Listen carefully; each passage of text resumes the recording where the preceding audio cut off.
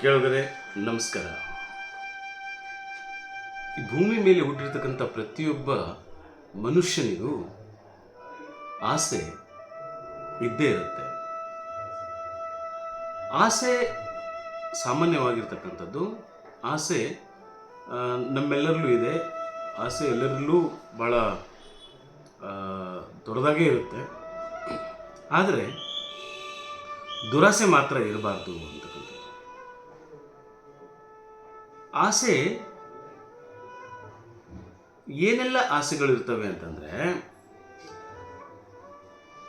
ಈ ಸಂಪತ್ತನ್ನು ಕ್ರೋಢೀಕರಿಸ್ಬೇಕು ನಾನು, ಬೈ ಹುಕ್ ಆರ್ ಕ್ರುಕ್ ಅಂತಕ್ಕಂಥದ್ದು ಇದೆಯಲ್ಲ, ಹೇಗಾದರೂ ಮಾಡಿ ನಾನು ಸಂಪತ್ತನ್ನು ಕ್ರೋಢೀಕರಿಸ್ಬೇಕು, ಹೇಗಾದರೂ ಮಾಡಿ ನಾನು ಸಂಪತ್ತನ್ನು ಹೊಂದಬೇಕು ಅನ್ನೋದಾಗಲಿ, ಏನಾದರೂ ಮಾಡಿ ನಾನು ದೊಡ್ಡ ಹುದ್ದೆಗೆ ಏರಬೇಕು ಅನ್ನೋದಾಗಲಿ, ಏನಾದರೂ ಮಾಡಿ ನಾನು ಮಹತ್ವದ ಪೋಸ್ಟನ್ನು ತಗೋಬೇಕಂತದ್ದಾಗಲಿ ಅನ್ನೋದಾಗಲಿ, ಇವೆಲ್ಲವೂ ಕೂಡ ದುರಾಸೆಗಳೇ.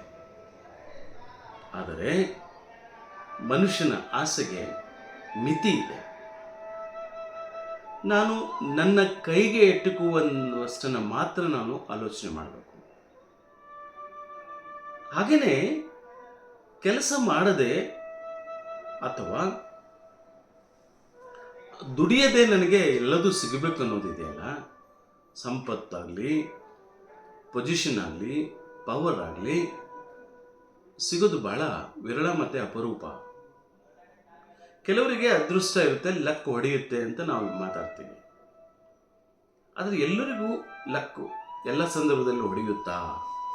ಒಂದು ಪ್ರಶ್ನೆ. ಹಾಗಾಗಿ ಆಸೆ ಎಂಥದ್ದಿರ್ಬೇಕಪ್ಪ ಅಂತಂದರೆ, ನಾನು ಕೈಗೆ ಎಟಕಬೇಕು, ನನ್ನ ಕೈಗೆ ಎಟಕಬೇಕು, ಮತ್ತು ನಾನು ಆಸೆ ಪಡೋದು ನನಗೆ ದಕ್ಕಬೇಕು, ಅದು ಸಿಗಬೇಕು ಅಂತಕ್ಕಂಥದ್ದು.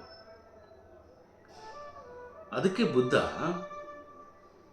ಆಸೆಯೇ ದುಃಖಕ್ಕೆ ಕಾರಣ ಅಂತ ಹೇಳಿರೋದು.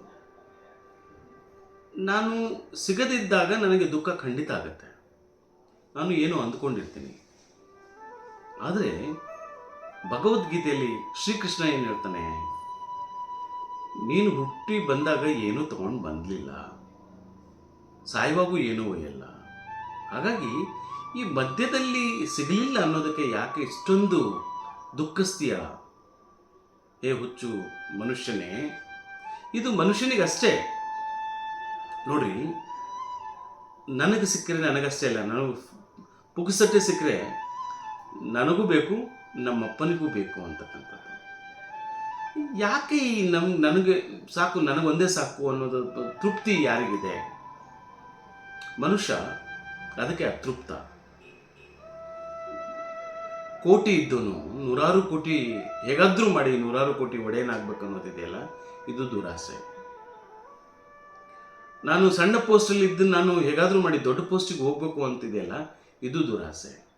ನಿಯತ್ತಿಂದ ನಿಯಮಗಳ ಪ್ರಕಾರ, ಕಾನೂನು ಪ್ರಕಾರ ಹೋದರೆ ಯಾರ್ದು ಕಂಪ್ಲೇಂಟ್ ಇರಲ್ಲ, ಯಾರ್ದು ಅಡೆತಡೆಗಳಿಲ್ಲ, ಯಾರ್ದು ಅದ್ರ ಬಗ್ಗೆ ಚಕಾರ ಎತ್ತೋದಿಲ್ಲ. ಆದರೆ ಹೇಗಾದರೂ ಮಾಡಿ ಅನ್ನೋದಿದೆಯಲ್ಲ, ಅದು ದುರಾಸೆನೇ ಸರಿ. ಸೊ ಮನುಷ್ಯ ಇಡೀ ತನ್ನ ಜೀವಿತಾವಧಿಯಲ್ಲಿ ಈ ಆಸೆಯ ಬೆನ್ನೇರಿ ಓಡ್ತಾನೆ ಓಡ್ತಾನೆ ಓಡ್ತಾನೆ ಓಡ್ತಾನೆ ಓಡ್ತಾನೆ. ಒಬ್ಬ ಒಂದ್ಸಲ ಯಾರೋ ಒಂದು ತುಪ್ಪದ ಕೊಡವನ್ನು ಹೊತ್ಕೊಂಡು ಹೋಗ್ಬಾರಪ್ಪ, ನಿನಗೆ 100 ರೂಪಾಯಿ ಕೊಡ್ತೀನಿ ಅಂದ. ಅವನು ತುಪ್ಪದ ಕೊಡವನ್ನು ಹೊತ್ಕೊಂಡ ಮೇಲೆ ಅವನ ಆಸೆಗಳು ಒಂದೊಂದೇ ಒಂದೊಂದೇ ಒಂದೊಂದೇ ಗರಿಗೆದಕ್ಕೆ ಶುರು ಮಾಡಿದ್ವು. ಮೊದಲು ಅಂದ್ಕೊಂಡ, ಈ 100 ರೂಪಾಯಿ ಸಿಕ್ಕರೆ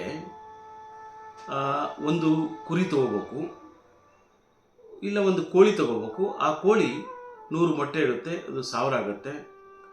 ಆಮೇಲೆ ಆ 1000 ಕೋಳಿಗಳು 10,000 ಆಗ್ತವೆ, 100,000 ಆಗ್ತವೆ, ಹಿಂಗೆಲ್ಲ ಲೆಕ್ಕ ಆಗ್ತಾ ಹೋದ. ನಂತರ ಅವನ್ನೆಲ್ಲವನ್ನು ಮಾರಿ ಕುರಿ ತಗೊಳ್ಳೋದು. ಕುರಿ ತಗೊಂಡು ಒಂದು ಕುರಿ 2 ಆಗುತ್ತೆ, 3 ಆಗುತ್ತೆ, 100 ಆಗುತ್ತೆ, 1000 ಆಗುತ್ತೆ ಅಂತೆಲ್ಲ ಆಲೋಚನೆ ಮಾಡ್ತಾ ಕುರಿಗಳನ್ನೆಲ್ಲವನ್ನು ಮಾರಿ ಒಂದು 10 ಎಕರೆ ಜಮೀನು ತಗೊಳ್ಳೋದು. 10 ಎಕರೆ ಜಮೀನು ತಗೊಂಡು ಆರಾಮಾಗಿ ಮದುವೆಯಾಗಿ ಮಕ್ಕಳು ಮಾಡೋದು. ಅಲ್ಲ, ಮಕ್ಕಳಾದಮೇಲೆ ಆಸ್ತಿ ಕೇಳಿದರೆ ಅಂಥೇಳಿ ಜೋರಾಗಿ ತಲೆ ಅಲ್ಲಾಡಿಸ್ತಾನೆ. ತಲೆ ಮೇಲೆ ಹೊತ್ತಿರ್ತಕ್ಕಂಥ ದೊಡ್ಡ ಮಡಿಕೆ ಕೆಳಗೆ ಬೀಳುತ್ತೆ. ಅದನ್ನು ಕೊಟ್ಟಂಥ ಮಾಲೀಕ ಆ ಮನುಷ್ಯನಿಗೆ ಜಾಡಿಸಿ ಒದೀತಾನೆ. ಆಗ ಅವನು ಭೂಮಿ ಮೇಲೆ ಬರ್ತಾನೆ ಮತ್ತು ಆಗ ಅವನು ತನ್ನ ಅಸ್ತಿತ್ವದ ಬಗ್ಗೆ ಆಲೋಚನೆ ಮಾಡ್ತಾನೆ. ಹೀಗಾಗಿ ಆಸೆ ಒಂದು ಮಿತಿಯಲ್ಲಿದ್ದರೆ ಒಳ್ಳೆಯದು.